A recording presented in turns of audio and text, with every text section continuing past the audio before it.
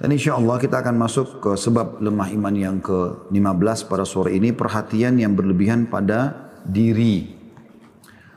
Jadi di sini teman-teman sekalian yang ingin titik beratkan sama penulis sebenarnya tentang masalah bagaimana ada orang banyak sekali peduli dengan kelebihan fisiknya, dalam arti kata mungkin perawatan-perawatan, kalau wanita, laki-laki pun sama pria ya. Tetapi dia melupakan perhiasan yang lain yang harus dia berikan kepada jiwanya, kepada ruhnya. Kalau makanan jasad itu, yang sudah kita tahu dari makanan, minuman ya, dari makanan pokok, dari minuman dan segala macam, begitu juga kita hiasi dengan pakaian yang bagus misalnya, penampilan yang rapi, itu bagian dari syariat juga. Tetapi harus diikuti dengan juga makanan dan juga perhiasan, juga pakaian daripada jiwa atau ruh. Yaitu ilmu syar'i, iman, amal saleh, ya, dan semua ibadah-ibadah yang mendekatkan diri kepada Allah subhanahu wa ta'ala.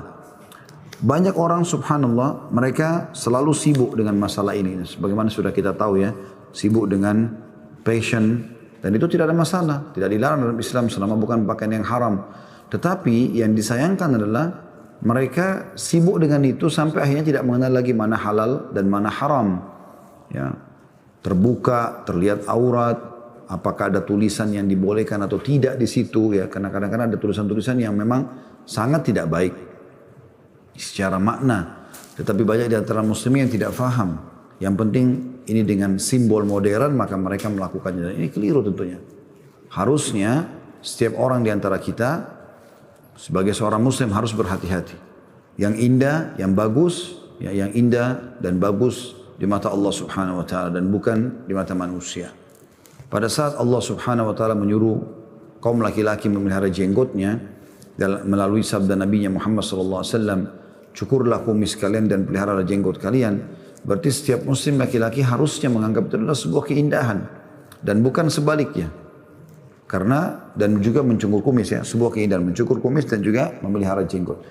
Bukan sebaliknya. Di mana orang yang mengikuti perkembangan zaman modern dan mengatasnamakan kemodernan itu, mereka akhirnya membalik. Mereka memelihara kumis yang tebal, kemudian mereka memotong habis jenggot mereka. Dan itu selalu diiklankan di tempat-tempat orang non-muslim yang seharusnya kita sebagai muslim tidak boleh kendor secara keimanan di sini. Ya. Sayangnya kalau ada di antara tokoh-tokoh barat atau tokoh-tokoh non-muslim yang misal artis tertentu atau penyanyi dan seterusnya, mereka tampil dengan jenggot misalnya sebagai model atau style baru diikutin. Tapi kita tidak mengikuti apa yang Nabi SAW perintahkan sebagai seorang muslim. Makanya pernah ada utusan Persia datang kepada Nabi SAW dalam kondisi kumis mereka tebal dan melilit ya, di kiri kanan. Dan mereka memotong habis jenggot mereka. Maka kata Nabi SAW, siapa yang perintahkan kalian seperti ini? Kata mereka, itu dua orang panglima perang ya. Kata mereka, Tuhan kami Kisra. Jadi mereka menganggap itu raja mereka sebagai Tuhan. Maka kata Nabi SAW, sungguh buruk perintah dia. Sesungguhnya Tuhanku memerintahkan aku untuk memotong kumis dan juga merapikan atau memanjangkan jenggot. Merapikan kumis dan memanjangkan jenggot. Jadi memang kita punya ya, pandangan tersendiri. Jadi jangan cuma menciplak saja. Berapa banyak orang-orang muslim karena melihat model rambut tertentu walaupun itu aneh. Bahkan masuk dalam kaza.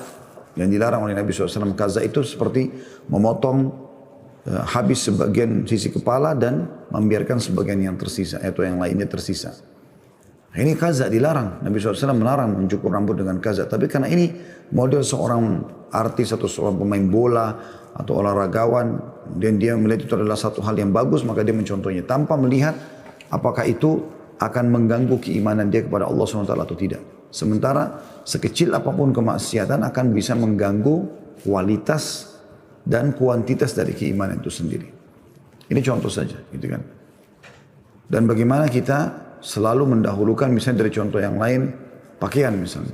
Allah SWT mengatakan walibasut taqwa dzalika khair. Dan pakaian orang yang bertakwa itu lebih baik. Maksudnya yang islami, gitu kan. Bahkan tidak jarang Pakaian seseorang di antara kita itu sangat berpengaruh kepada kualitas dan kuantitas imannya. Contoh misal, pada saat saya menggunakan baju koko seperti ini misalnya, saya menggunakan kopiah, maka saya seperti sedang memperkenalkan ini loh identitas saya sebagai seorang muslim. Saya pakai baju koko yang memang dianggap itu adalah pakaian takwa, bisa dikatakan juga baju takwa ya. Dan kopiah, simbol Islam. Karena kalau ada satu orang non muslim yang lewat, kemudian kita minta menggunakan kopiah dan baju koko, dan ada orang non muslim lain yang lewat, lalu kita tanya, kira-kira orang itu agamanya apa? Maka dia akan mengatakan orang itu muslim. Padahal sebenarnya cuma sekedar melihat pakaiannya saja. Belum mengenal. Padahal orang yang kita suruh pakai tadi itu adalah orang non muslim. Begitu juga dengan muslimah misalnya. Dia menggunakan jilbab misalnya. Itu orang kenal ini muslimah. Dan dia bangga dengan itu. Kalau ada wanita non muslim atau wanita kafirah, kita suruh atau kita minta menggunakan jilbab tersebut, dan ada wanita kafirah yang lain yang kita minta untuk menilai kira-kira orang itu agamanya apa, maka dia akan mengatakan muslimah karena ada simbol kita. Harusnya ini menjadi indah di mata setiap muslim karena ini perintah agamanya, dan dia berbangga untuk bisa berbagi itu kepada orang lain. Di zaman dulu, di zaman kerajaan khilafah Umayyah, Abbasiyah, Utsmaniyah, setiap muslim bangga dengan penampilannya sebagai muslim. Setiap muslimah bangga dengan penampilannya sebagai muslimah.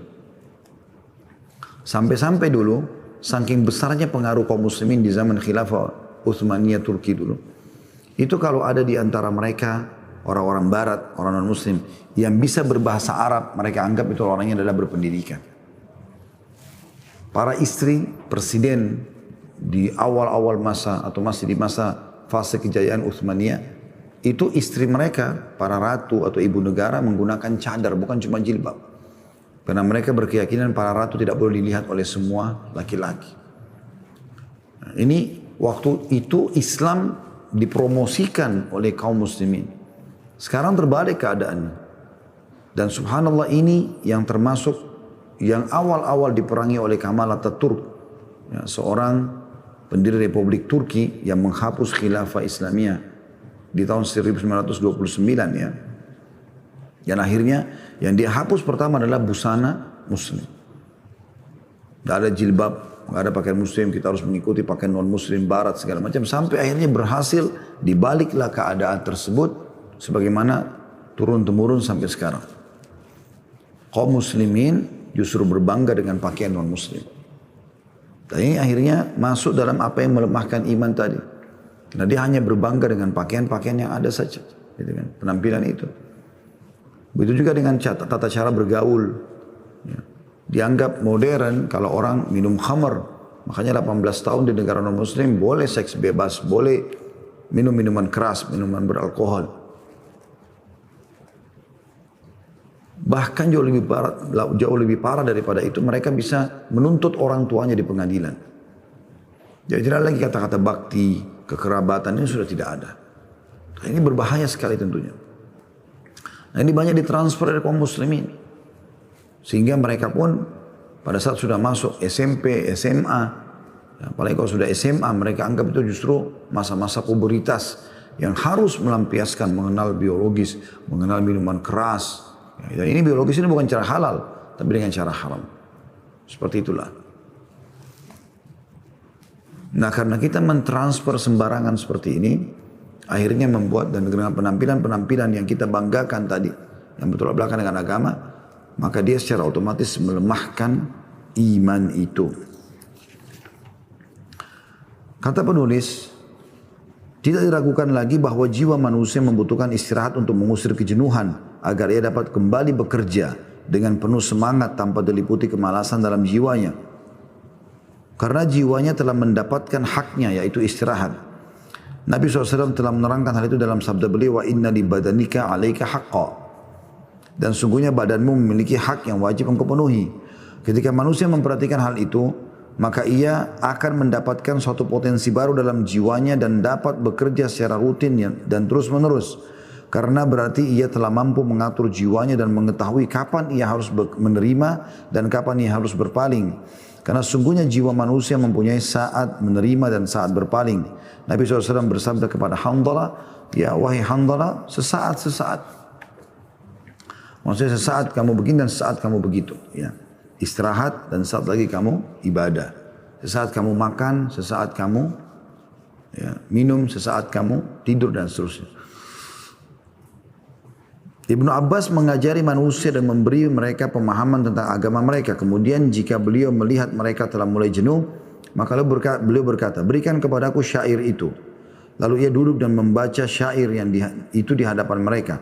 Ibnu Abbas berkata, sesungguhnya jiwa manusia itu mempunyai saat untuk menerima dan saat juga untuk jenuh.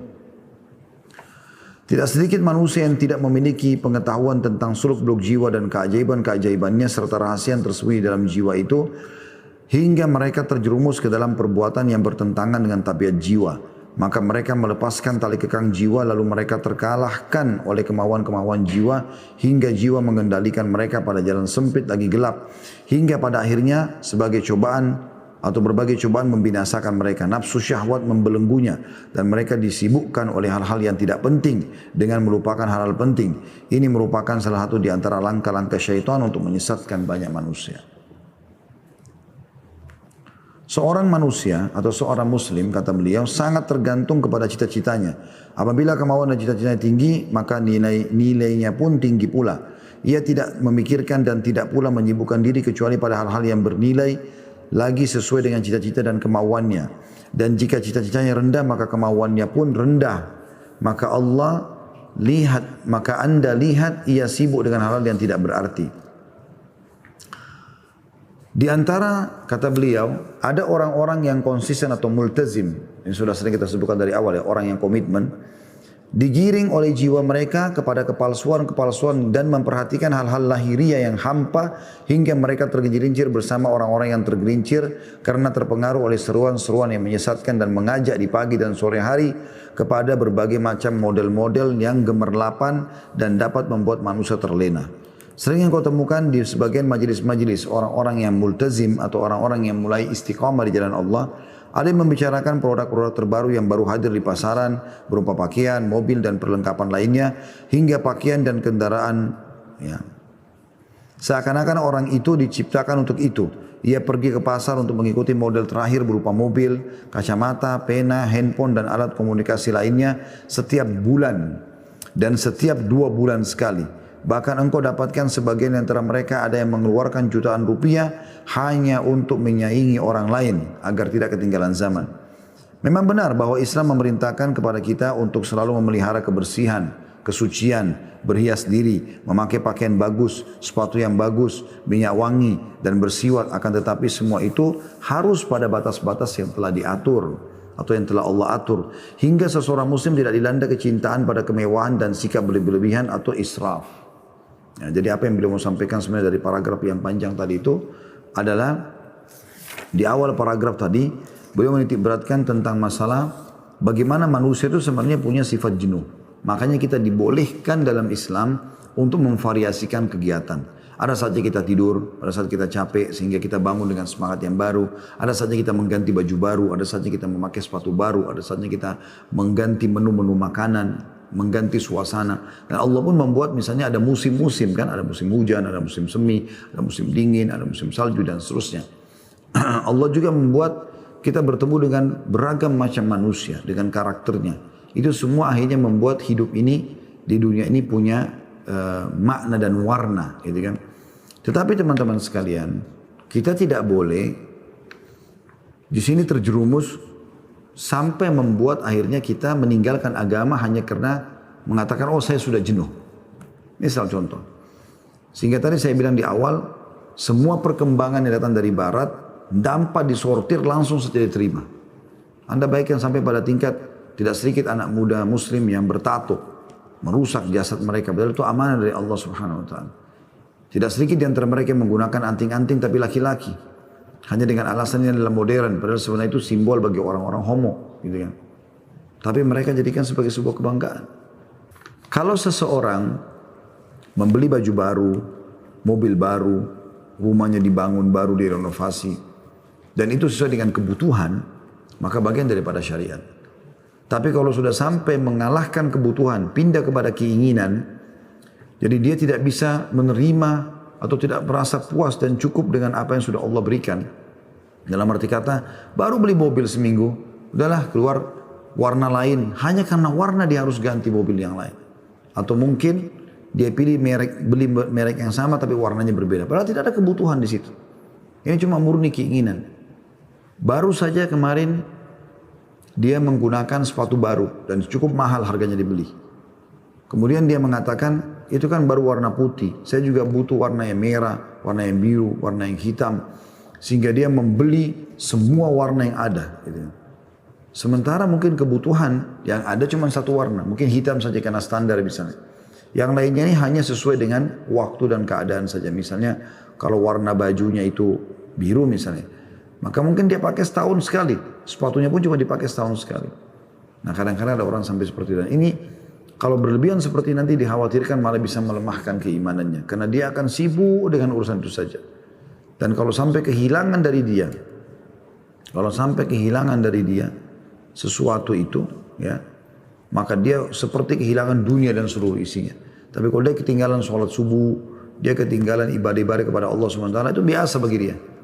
Orang miskin yang tidak sempat dia sedekah itu biasa. Bukan sesuatu beban yang mengganggu dia. Ya, seperti itu kurang lebih gambarannya. Kata beliau, saya kembali ke tadi, Allah membolehkan semua itu. Pakaian, mobil, rumah, segala macam. Tapi ada batasan-batasan yang telah Allah atur. Hingga seorang muslim tidak dilanda kecintaan pada kemewahan dan sikap berlebihan atau israf. Sungguh merupakan suatu keanehan jika engkau mendengar bahwa sebagian di antara mereka terkadang bersusah payah meminjam uang untuk ikut bersaing dan menyaingi orang lain dalam hal-hal model baru agar tampil dengan berpenampilan terkini. Akhirnya mereka menanggung utang yang menumpuk yang sebenarnya tidak harus terjadi pada dirinya dan rela hidup hina di hadapan manusia. Jadi misalnya gara-gara temannya baru ganti handphone, dia paksain diri. Berapa handphone itu kau beli? 15 juta. Ya udah, saya juga harus beli. Padahal dia nggak ada kemampuan, gajinya pun mungkin cuma 2 juta. Hanya paksakan diri, terpaksa cicil riba, kena jadi dosa, atau utang sama orang lain. Ya. Sehingga akhirnya dia harus mencicil setiap bulan sekian banyak misalnya.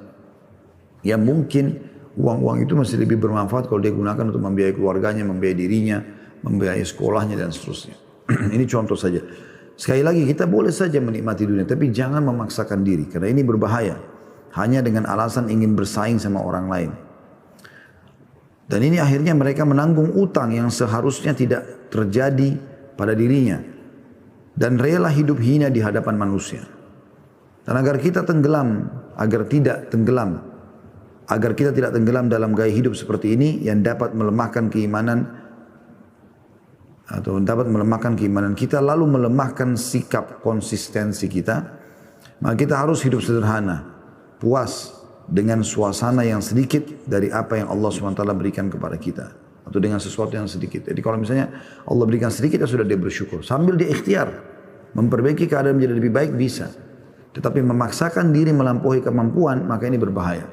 Apalagi sampai membuka pintu-pintu dosa yang lain seperti utang. Karena Nabi SAW bersumpah ya, tentang masalah utang ini hanya karena memenuhi keinginan bukan kebutuhan ya. Ya, kata Nabi SAW, demi zat yang jiwa Muhammad dalam genggamannya, kalau seseorang itu terbunuh mati syahid lalu dia hidup, lalu terbunuh mati syahid lalu dia hidup lagi, lalu terbunuh mati syahid 3 kali, ya, maka tidak akan diterima syahadatnya atau mati syahidnya sampai utangnya lunas. Sampai Nabi SAW tidak mau mensolati jenazah yang ada utangnya. Pernah ada jenazah mau disolatin, lalu Nabi SAW tanya, apakah saudara kalian ini punya utang? Mereka ada yang mengatakan, iya ya Rasulullah, dia punya utang sekitar 2 dirham. Kata Nabi SAW, kalau begitu, saya tidak solatilah kalian. Kecuali ada yang menjaminnya. Maksudnya ada yang mau membayarkan. Setelah sholat ini langsung dibayarkan utangnya. Maka seorang sahabat mengatakan, saya Rasulullah menjaminnya. Maka dijaminlah. Setelah dijamin, Nabi SAW mensolati jenazah tersebut. Juga hadis Nabi SAW yang berbunyi, ruh seseorang itu tertahan, tidak naik ke langit. Gitu ya, selama utangnya masih ada. Jadi memang banyak orang melakukan perbuatan itu ya. Hanya karena ingin bersaing, harus ganti mobil baru. Hanya karena ingin bersaing, harus pakai tas baru. Hanya karena ingin bersaing, harus beli merek ini dan merek itu. Padahal tidak sesuai dengan kemampuannya. Beda kalau Anda punya kemampuan dan punya kebutuhan di situ, itu lain. Silakan Anda lakukan. Tapi kan sekarang permasalahannya bukan itu. Tidak ada kebutuhan di situ. Ini berbahaya tentunya. Rasulullah SAW bersabda, "Warda bima qasamallahu laka takun agnan nas." Puaslah atau puaskan dirimu dengan apa yang telah Allah berikan kepadamu, maka engkau akan menjadi manusia yang paling kaya. Selalu bersyukur. Bahaya nih kalau selalu lihat tetangga baru ganti mobil, harus ganti, cat rumah, harus cat rumah. Selalu patokannya orang lain. Ada orang begini, subhanallah, semoga Allah berikan hidayah. Jiwanya selalu terganggu dengan kenapa ada orang lain ya menggunakan fasilitas lebih baik daripada dia. Kita mau meningkatkan kualitas kita, silakan. Selama kita mampu. Tapi kalau maksakan diri ini nggak boleh. Maka janganlah engkau sibukkan dirimu dengan segala sesuatu yang baru. Melainkan hendaknya engkau melakukan berbagai macam persiapan untuk menyambut hari kiamat. Di mana pada hari itu manusia terbagi menjadi dua, yaitu golongan yang menderita dan golongan yang berbahagia. Dan hendaknya engkau selalu melihat kepada orang yang lebih rendah darimu dalam hal harta, dan jangan engkau melihat pada orang yang lebih tinggi darimu. Karena hal itu dapat membuatmu menghina karunia dan nikmat Allah yang telah diberikannya kepadamu. Selagi engkau memiliki kesehatan tubuh serta memiliki makanan cukup untuk keperluan hari ini, maka perhatikanlah agamamu dan peliharalah imanmu.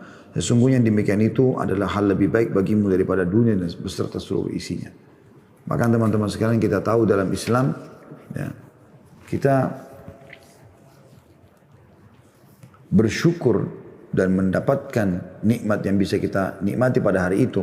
Sebagaimana sabda Nabi SAW, siapa yang bangun pagi hari aman di tempat tinggalnya, di negaranya, di kotanya, di rumahnya, jasadnya baik, tidak ada penyakit, dan juga dia punya makanan yang bisa dikonsumsi hari itu, maka seakan-akan kata Nabi SAW, dunia telah terbuka untuknya dari seluruh penjurunya. Jadi seseorang berusaha mengimbangi antara hidup sesuai dengan kebutuhan, tapi kita boleh berkualitas. Misalnya teman-teman pas mau makan makanan, boleh kita pada saat mau makan makanan, kita pilih makanan yang terbaik. Boleh, dianjurkan dalam Islam. Berkualitas gitu kan. Tapi sesuai dengan kemampuan. Jangan sampai teman-teman sekalian kita ya, belanja sesuatu yang akhirnya melampaui batas. Saya pernah lihat cuplikan di YouTube ya, tentang buah-buahan termahal di dunia. Jadi ada jenis mangga itu, di Jepang itu sampai ratusan juta. Nah, ini terlalu berlebihan. Bagi seorang muslim dia tahu ratusan juta mungkin dia bisa membeli mangga, bahkan mungkin perkebunan mangga. Ya. Walaupun cuma beberapa pohon misalnya, dia bisa beli untuk dia bisa bagikan hasilnya kepada orang tua. Dia bisa beli buah-buahnya sekian banyak itu. Ya, 100 juta mangga mungkin sudah hitungan ton. Ya. Kita bisa nikmati bersama-sama dengan orang bersedekah, tapi itu tidak ada. Pemikiran ini bagi orang-orang yang tidak memikirkan masalah akhirat tentunya. Allahu a'lam. Nah, di sini teman-teman kita simpulkan di sebab yang ke-15, yaitu kita boleh nikmati dunia tapi sesuai dengan kebutuhan dan bukan keinginan. Kita dianjurkan dalam Islam berpenampilan yang baik, bajunya, celananya, sepatunya, kendaraannya, mobilnya, segala macam, silahkan. Bahkan Islam menyuruh kita indah, bersih. Karena kata Nabi SAW, Inna Allah jamil yuhibbul jamal. Allah indah, suka dengan keindahan. Ya, Inna Allah tayyibun la iqbalu illa tayyiba. Allah suci, tidak terima kecuali yang suci. Kita anjurkan. Tetapi kita tidak berlebih-lebihan. Tidak berlebih-lebihan. Hanya sampai memaksakan diri melampaui daripada kemampuannya. Seperti itulah.